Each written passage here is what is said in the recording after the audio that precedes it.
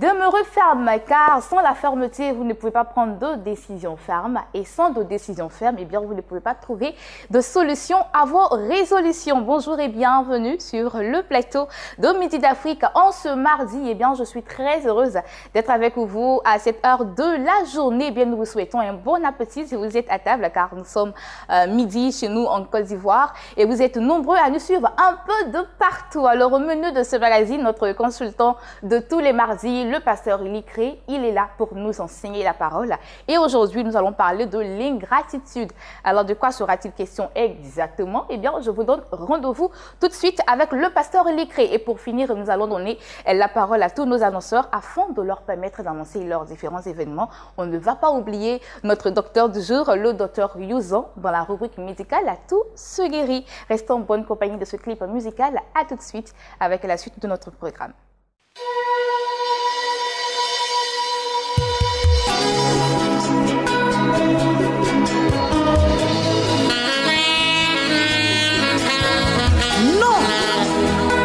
Dieu n'est pas un homme pour mentir, ni le fils de l'homme pour se repentir. Ce que sa bouche dit, sa main l'accomplit. Crois seulement que tu verras sa gloire.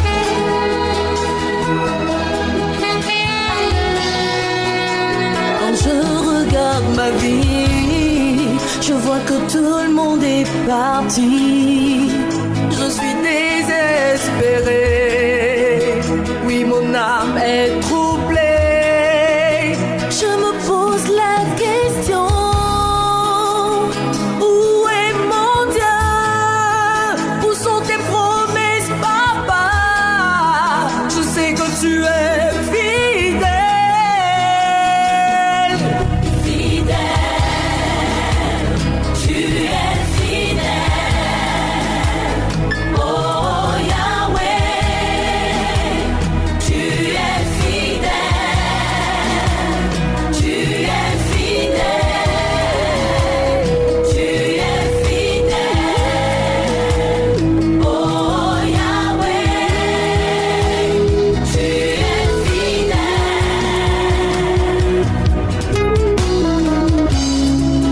Il entend tes cris, il voit tes larmes. Fortifie-toi, prends courage, car ton Dieu est fidèle. Il n'abandonne jamais ceux qui espèrent en lui, car Yahweh est fidèle, fidèle. Tu es fidèle. Yahweh, il est sans pareil. Tu es fidèle. Tu es fidèle. Oh Yahweh, tu es fidèle. Je refuse d'abandonner. Je refuse de laisser ta main, même si mes ennemis rient de moi. Oui, je sais que tu agiras. Oh Yahweh, mes ennemis complotent contre moi. Ils se réjouissent de mon malheur. Ils se réjouissent de ma chute. Ils me tendent des pièges. Mais je sais que tu te lèveras. Je sais que tu agiras en ma faveur. Car tu n'as pas encore dit ton bien.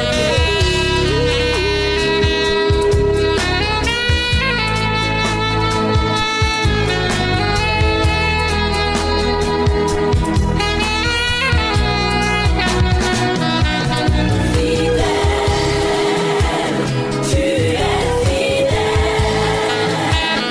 Oh Yahweh, tu es fidèle.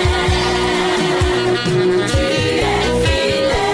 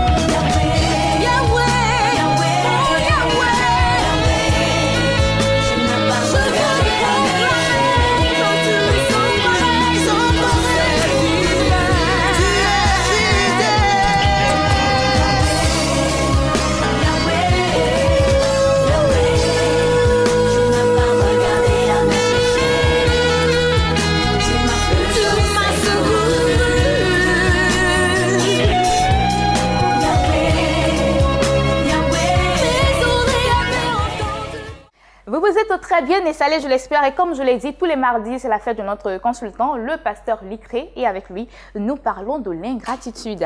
Suivons ensemble, c'était le mot. Salut à tous les spectateurs de Béni TV. Nous sommes là encore aujourd'hui sur ce plateau dans le cadre de rectificatif. Rectificatif nous permet de corriger nos comportements en tant qu'enfants de Dieu. Alors, aujourd'hui, nous allons traiter le thème suivant. L'ingratitude. L'ingratitude. Alors, c'est quoi l'ingratitude? La définition courante que nous connaissons de l'ingratitude, c'est le fait de ne pas avoir de la reconnaissance pour les bienfaits reçus. Voilà. On a eu des bienfaits, les gens nous ont fait du bien, mais on n'est pas reconnaissant. Et c'est cela l'ingratitude. Et l'ingratitude, aujourd'hui, nous le constatons un peu partout, mais particulièrement dans l'Église. Et c'est un mal. Ce n'est pas du tout un bon comportement. Et à ce titre-là, il faut le changer. Alors, quand nous parlons de l'ingratitude, il faut déjà dire que ça peut être un état d'esprit. Ça peut être également un oubli pour certains. Mais l'ingratitude, quand il devient maintenant un style de vie, quand il devient une partie intégrante de la vie de quelqu'un, ça devient encore plus compliqué. Voyons un peu le cas du peuple d'Israël. Voici un peuple que Dieu a fait sortir de la captivité. Et Dieu avait un plan pour ce peuple-là, pour l'amener à Canaan. Voilà qu'en cours de route, ils ont commencé à se plaindre de Dieu. Ils ont déjà oublié ce que Dieu a fait pour eux. Ils ont commencé à se plaindre de Dieu. Ils se sont plaints à Moïse, en pleurant pour dire, mais quand on était en Égypte, on était encore bien. On avait le poisson, on avait ceci, on avait cela, on avait la viande. Mais voilà qu'il nous envoie ici pour nous détruire. Donc, le peuple d'Israël a commencé à murmurer contre Dieu en s'adressant à Moïse qui le conduisait. Mais Moïse a dit quelque chose dans Nombre chapitre 11, le verset 18. Il a dit, repentez-vous, sanctifiez-vous, parce que demain, vous allez avoir la viande. Mais est-ce que ce peuple l'a fait? Ils sont plutôt souciés de leur vie qu'ils menaient en Égypte, alors qu'ils étaient en esclavage. Ils étaient sous la servitude, la captivité. Ils étaient en train de souffrir. Dieu les a sortis là. Ils n'ont pas compris cela. Et ils voulaient compromettre le plan de Dieu qui consistait à les envoyer à Canaan. Ils ont même compromis, en quelque sorte. Qu'est-ce qui s'est passé? Dieu va faire le miracle. Quand il va faire le miracle, quand nous lisons Nombre chapitre 11, à partir du verset 31 jusqu'au verset 33, nous allons voir que Dieu a fait un miracle. Il a fait souffler de la mer un vent pour envoyer des cailles. Les cailles, c'est les oiseaux migrateurs. Les oiseaux migrateurs qui sont du genre de la perdrix. Voilà, si vous connaissez la perdrix, c'est donc ces oiseaux migrateurs-là que Dieu a fait venir par miracle en faisant souffler le vent de la mer. Et la Bible dit que les cailles étaient tellement nombreuses que ils étaient à une coudée le double d'une coudée. La coudée, ça fait environ 50 cm. Donc multiplié par 2, ça fait 1 mètre. Ça fait 100 cm, ça fait 1 mètre. Au-dessus de la surface de la terre. Donc, il y en avait beaucoup. Il y en a qui pouvaient en avoir 10 et ils ont commencé à manger. Au moment où ils ont mis les cailles dans leur bouche, à peine ils commençaient à mâcher. Ils n'avaient même pas encore mâché les cailles que déjà la colère de Dieu s'est enflammée contre eux. Pour dire quoi? Que l'ingratitude a des conséquences. Quand on est ingrat, notre ingratitude peut amener le poison. Vous voyez, la caille est devenue du poison dans leur bouche. Mais ce n'est pas les cailles qui étaient empoisonnées, mais c'est leur cœur qui était mauvais. La Bible dit dans le livre de Proverbes, chapitre 18, verset 31 à 32, après verset 31, que notre bouche peut nous condamner. C'est-à-dire de cette bouche-là, il peut sortir la vie, comme il peut sortir également la mort, si je veux paraphraser. Parce qu'il dit que la mort et la vie sont au pouvoir de la langue. Celui qui lève en mangeant le fruit. Mais en même temps, quand nous lisons Matthieu chapitre 12, verset 34, la Bible nous dit également que de l'abondance du cœur, la bouche parle. Donc un cœur mauvais va de façon évidente sortir des choses qui ne sont pas bien. Mais c'est ce cœur mauvais-là qui va nous créer des difficultés. Les gens ne sont pas reconnaissants. Voici le peuple d'Israël. Il n'a pas été reconnaissant. Dieu a envoyé la manne. Et Dieu a envoyé les cailles. Mais ils n'ont même pas eu le temps de dire merci à Dieu. Ils n'ont même pas fait une action de grâce pour dire, ah voilà, on est en train de souffrir, on n'avait rien à manger. Dieu a fait un miracle pour nous. En tout cas, on va lui dire merci. Ils n'ont même pas dit merci à Dieu. La chose qu'ils ont eu à trouver, c'est de commencer à manger. Ça lui dit merci. Alors, comme ils n'ont pas dit merci à Dieu, la colère de Dieu aussi s'est enflammée et les cailles sont devenues du poison dans leur bouche. Et ça les a tués. Dieu s'est énervé, Dieu s'est mis en colère contre ce peuple-là et ce peuple a connu des difficultés. Ce que je voudrais dire ici, en prenant cet exemple, c'est qu'aujourd'hui dans nos églises, qu'est-ce que nous remarquons? Les gens ne sont pas reconnaissants. Ils attendent toujours qu'on leur fasse du bien. Pourquoi ils ne sont pas reconnaissants? Parce qu'ils trouvent que le service qu'on leur rend, ou bien le bienfait qu'ils reçoivent, pour eux c'est quelque chose de normal. Mais est-ce que les gens sont oubliés de vous rendre service? Est-ce que les gens sont oubliés de vous aider? C'est l'amour de Dieu. C'est la grâce de Dieu. Cette grâce-là, il ne faut pas la mépriser. Vous voyez le cas des 10 lépreux. Il y a eu 9 qui sont partis. C'est une seule personne qui est venue rendre grâce à Dieu. Mais quand cette personne est venue rendre grâce à Dieu, là, elle a apporté quoi? Est-ce qu'elle a apporté de l'argent à Jésus? Elle n'a pas apporté de l'argent à Jésus. Elle a simplement venu rendre grâce. Elle est venue tomber à ses pieds. Et Jésus lui a dit, non seulement toi tu es guéri, mais tu es sauvé. Les autres là, eux, ils sont simplement guéris. Vous voyez? Donc les gens sont ingrats. Il faut prier pour moi, on prie pour toi. Une fois que la solution est là maintenant, on prie pour toi pour visa, on prie pour toi pour le mariage, on prie pour toi pour comment on appelle ça, le travail. Une fois que tu as eu ces choses-là, tu disparais de l'église. Ouais, tu penses que tu es déjà arrivé, c'est dangereux. Et quand tu finis encore, tu tombes dans les problèmes, tu reviens encore, pasteur, prie pour moi. Ce n'est pas sérieux. Le chrétien doit être reconnaissant. Surtout quand on est chrétien, on doit connaître la parole de Dieu. La Bible nous dit, dans Colossiens chapitre 3, verset 13, soyez reconnaissants. Verset 15, soyez reconnaissants.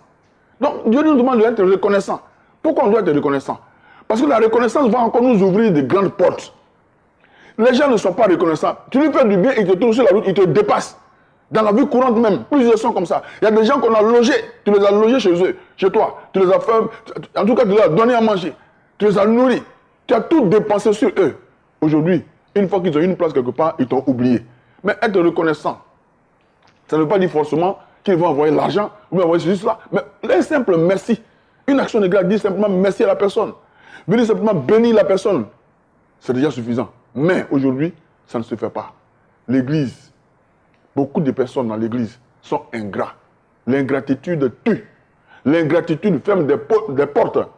L'ingratitude peut t'éloigner des bonnes relations. Parce que ceux avec qui tu es ingrat, ils ne sont pas obligés de continuer de te rendre service.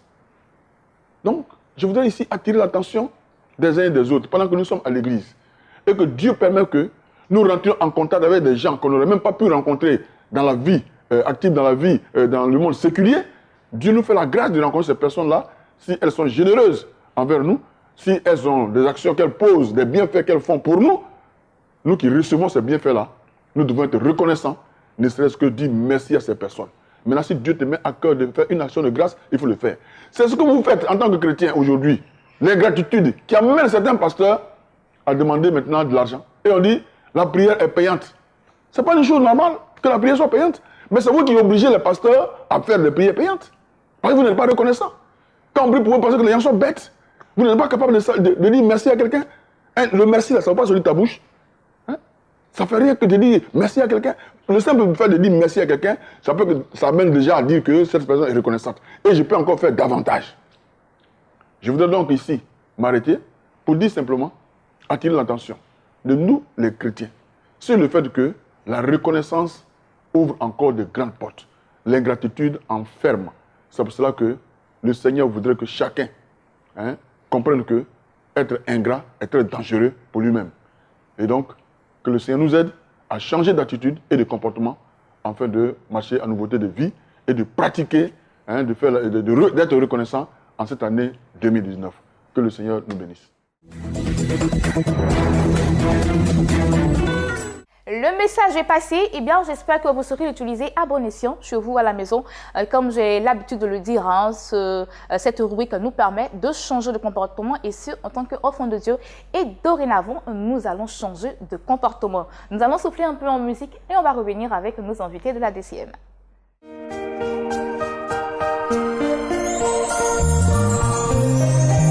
Ton miracle est possible. Attends ta promesse. Elle marche, elle arrive vers toi. Elle s'accomplira certainement. Crois seulement en Jésus-Christ de Nazareth. verras sa gloire. Avec Jésus, il n'y a pas de retard.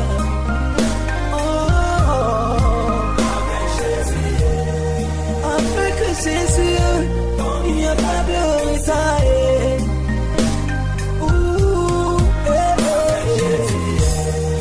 Avec la vie, il n'y a pas de retard.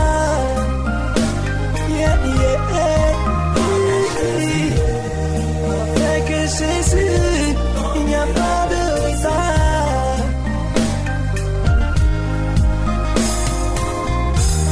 Avec Jésus, il n'y a pas de retard.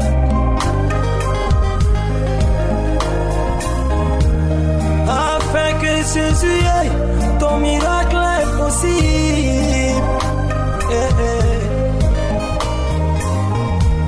Ton miracle est possible. Ton miracle est possible. Ton miracle est possible. Ton miracle est possible. Ne te dis pas qu'il est trop tard, que tout est fini pour toi.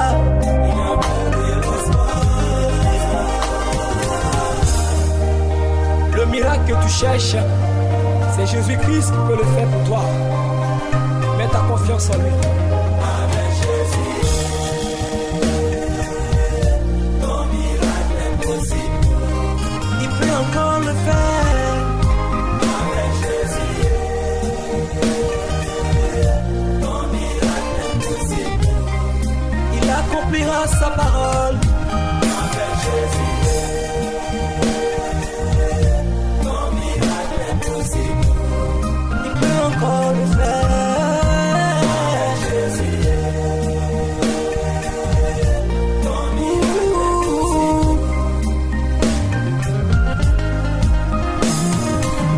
Ne te dis pas qu'il est trop tard, que tout est fini pour toi. Ton miracle est possible. Ne te dis pas qu'il est trop tard, il n'y a plus de solution. Ton miracle est possible. Ne te dis pas qu'il est trop tard, que tu n'auras pas du travail. Ton miracle est possible. Ne te dis pas qu'il est trop tard, il n'y a plus de possibilité. Ton miracle est possible. Ton miracle est possible. Ton miracle est possible. Ton miracle est possible. Ton miracle est possible. Ne pleure plus haut. Ne pleure plus haut. On fait là, ne pleure plus haut. Ne pleure plus haut. On fait là, ne pleure plus haut. Car ton miracle est possible. Toi qui as perdu ton mari, oh, sèche tes larmes. Ne pleure plus haut. Toi qui as perdu ton emploi, oh, arrête de pleurer, oh. Ton miracle est possible. Toi qui as perdu ton épouse. Nous sommes avec le frère Samuel Palais et la sœur Lignon Lydie. Eh bien, ils sont là au nom de la cellule Victoire pour annoncer la soirée du jugement. Bonjour, sœur Lydie. Bonjour. Comment ça va? Ça va très bien. Bonjour, Samuel. Bonjour, Bénédicte. Alors, la soirée du jugement, vous êtes à votre quelle édition? Nous sommes à la 4e édition, sinon D'accord. l'AT4. Et pour entrer dans le vif du sujet, je voudrais bénir le nom du Seigneur qui nous donne cette opportunité de pouvoir nous exprimer sur cette chaîne de télévision Béni TV. Bénis le nom de mon père spirituel, le prophète Raymond Palinfo, et de son épouse. Et aussi saluer tous les téléspectateurs de Béni TV qui nous suivent actuellement. Nous sommes à l'acte 4 de la soirée du jugement qui s'est tenue il y a déjà 3 semaines de cela et c'était vraiment extraordinaire. Pour ce vendredi dernier, nous avons eu une femme qui a donné un témoignage extraordinaire. Le prophète, par la grâce de Dieu, l'a localisée par la puissance du Saint-Esprit et cette dame avait des problèmes au niveau de son entreprise. Il y avait des tumultes. Et le prophète lui a dit, je vois des problèmes au niveau de ton entreprise, mais le Seigneur, je vois la main du Seigneur t'enlever de cela. Une semaine après, cette femme a été dédommagée et son salaire a été augmenté. Elle a été repositionnée au niveau de son travail. Je crois que le Seigneur est à la cellule victoire. D'accord, donc cela aura lieu quand exactement? Le programme aura lieu le vendredi 22 février 2019 à partir de 18h. D'accord. Alors, Sœur Lydie va nous situer, va nous donner la situation géographique de là où aura lieu la soirée. Vu le nombre qui a excédé, nous avons opté pour une grande salle, dénommée la salle H. C'est une salle qui est située dans le quartier de Plateau de Cuy, précisément au carrefour Mao. Voilà. Et tout juste près de la salle H, il y a une petite école dénommée le Grain de Sénévé. D'accord. Ok, on va donner les contacts? Oui. Pour les contacts et pour plus d'informations sur cette nuit, nous avons arrêté un numéro qui est le 07 21 80 77. 07 21 80 77. Merci, Sœur Léon Lydie et le frère Samuel Palais d'être passés sur notre plateau afin d'annoncer cette soirée du jugement qui aura lieu le vendredi 22 février 2019 à l'espace Arche. Le contact, le 07 21 80 77. Et nous allons parler dans notre programme à présent. Nous sommes avec des femmes de valeur, en l'occurrence Maman Michel et Ruth Kofi. Eh bien, elles sont là pour annoncer la première édition du ministère international de la femme de valeur. Eh bien, elle est là. Ruth Kofi, bonjour. Bonjour Bénédicte, super par la grâce de Dieu. Bonjour Maman Michel. Alors Mifeb, on va récapituler. Qu'est-ce que c'est Mifeb? D'accord, merci beaucoup. En fait, je suis en train de sourire parce que tu as dit ministère international, ministère d'intercession des femmes. Non, mais en fait... Oui, c'est ce que je voulais dire. Voilà. En fait, je souris parce que c'est une prophétie, parce que c'est un ministère international. Donc, 100 ans suite à vie Bénédicte. Voilà. Alors, le MIFEV, c'est quoi?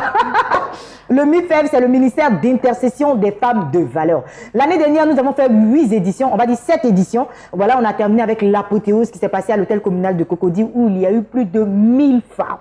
1000 femmes révoltées, 1000 femmes violentes. Car la Bible déclare que le royaume des cieux est forcé. Seules les violences en emparent. Maman, on est arrivé à un carrefour où si tu ne te réveilles pas là, c'est quelqu'un qui va te réveiller. Si tu ne t'effraies pas là, c'est quelqu'un qui va t'effrayer. Si tu ne dis pas non, trop c'est trop là, c'est quelqu'un qui va te dire que trop c'est trop, dégage de ce foyer. Le MIFEV concerne tous les foyers, ces problèmes de foyer. Que tout aille bien dans ton foyer, que rien ne va dans ton foyer. Mais aujourd'hui spécialement, je veux m'adresser à ces femmes-là, une catégorie de femmes qui se sentent lésées dans l'affaire. On parle toujours de foyer, mais il y a des mamans qui appellent, qui disent « Ah, mais moi, ça fait des années, je suis dans un foyer, je n'ai pas d'enfant. Et pour cela, on me maltraite, pour cela, on jette mes bagages dehors, pour cela, pour cela, pour cela. » Aujourd'hui, je veux te dire que le MIFEV concerne tout ce qui est foyer. Donc, même si tu as problème d'enfantement dans ton foyer, ça te concerne. La Bible parle d'une femme qui s'appelle Anne dans la Bible. La Bible dit que Anne a été stérile. Mais cette stérilité d'Anne-là, c'est le Seigneur lui-même qui a rendu Anne stérile. Pourquoi il a rendu Anne stérile? Mais on voit dans la suite des temps qu'après plusieurs prières, après plusieurs plaintes, après plusieurs pleurs, après plusieurs humilités dans la présence de Dieu, Dieu a permis que Anne puisse avoir un enfant. C'est tellement que ta situation que tu es en train de traverser, Dieu le fait pour voir juste où est-ce que tu l'aimes. Il y a des amours. C'est-à-dire, quand tu aimes quelqu'un, souvent, il faut te tester un peu pour voir ton degré d'amour pour le Seigneur. Aujourd'hui, tu es découragé parce que tu n'as pas d'enfant. Aujourd'hui, dans le foyer, tu es brimé. Tu es insulté par ta belle famille parce que tu n'as pas d'enfant. Maman, je veux te dire, prends ta situation entre tes mains. Viens le samedi 23 du côté de l'espace de la parole. C'est gratuit. Viens faire comme Anne.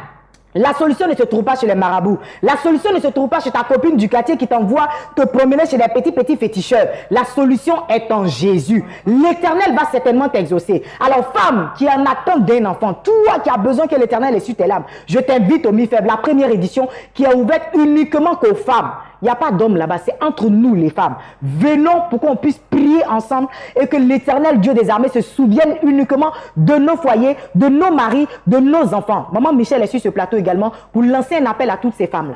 Alors Maman Michel, on vous écoute. Viens et voyez, viens et voir. Viens et voyez, viens et voir. Viens et vois ce que Dieu va faire. Viens et vois ce que Dieu va faire. Femme de Côte d'Ivoire, femme d'Abidjan, viens voir ce que le Seigneur va faire ce samedi. Ne reste pas à la maison. peu importe le problème, la présidente a lancé l'appel à toutes les femmes de la Côte d'Ivoire. Ne reste pas chez toi, arrête de pleurer, viens, on va chercher le Seigneur ensemble et Dieu va faire un miracle dans ta vie. Amen. Amen. Amen. Alors, on va donner les contacts, hein, d'accord.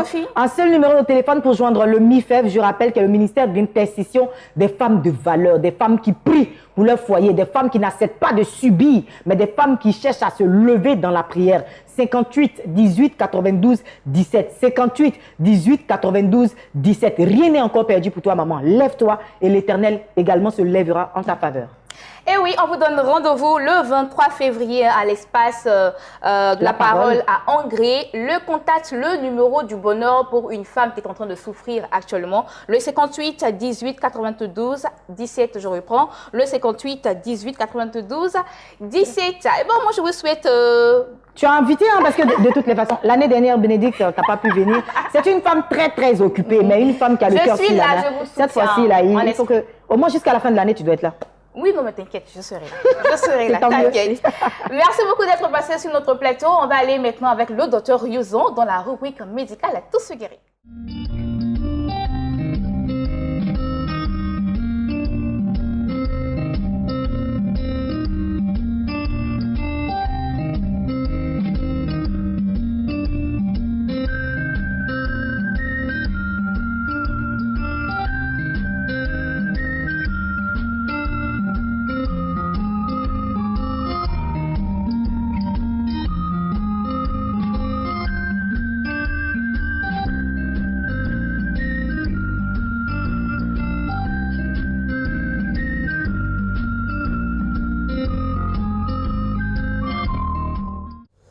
Je vous bénis dans le puissant nom de notre Seigneur Jésus-Christ, comme tous les rendez-vous en matière de santé au niveau de la chaîne Béni TV. Dr Youzon encore est sur le plateau pour vous apporter des informations qui peuvent vous aujourd'hui vous délivrer de votre problème de santé. Aujourd'hui, je vais parler des maladies de l'AVC.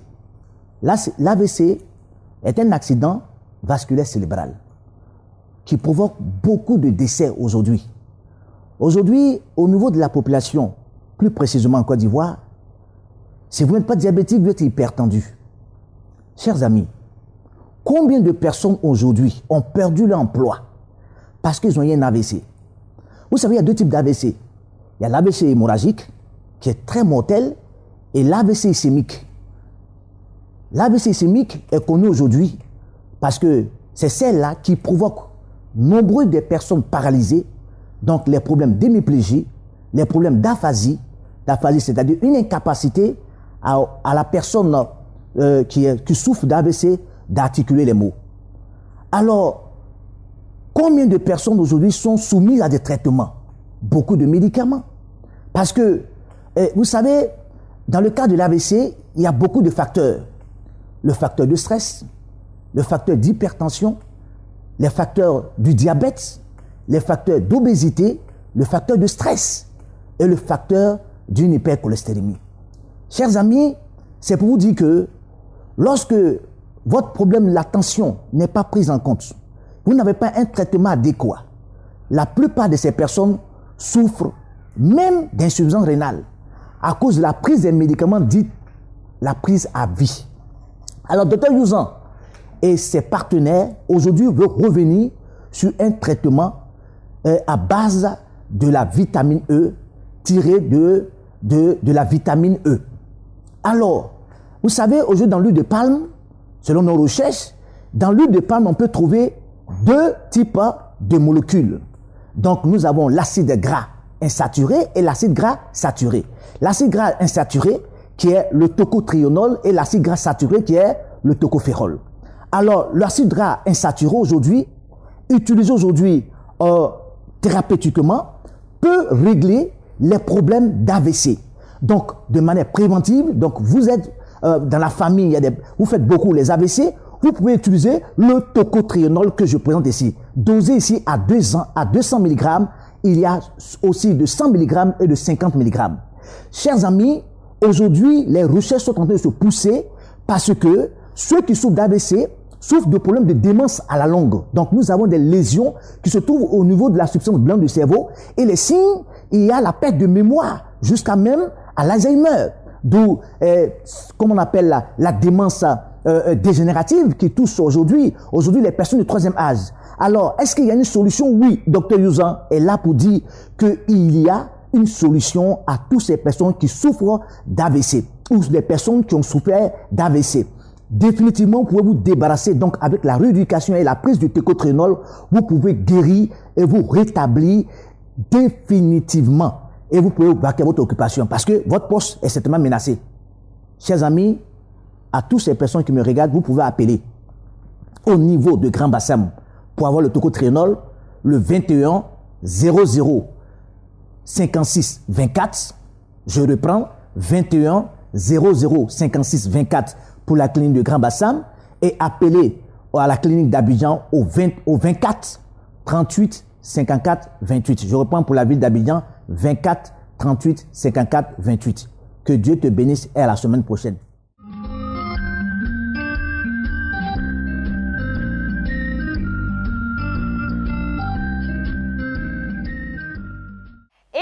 Docteur Youzan qui était là pour nous donner quelques astuces, quelques conseils pour que nous puissions avoir une santé de fer et ce, dans le puissant nom de notre Seigneur Jésus-Christ. J'ai été très heureuse d'être avec vous en ce jour. On se donne rendez-vous demain, 12h GMT et notre site internet à ne surtout pas oublier, à nous voir et nous revoir, www.beni.tv et que l'Éternel vous bénisse en abondance. Au revoir.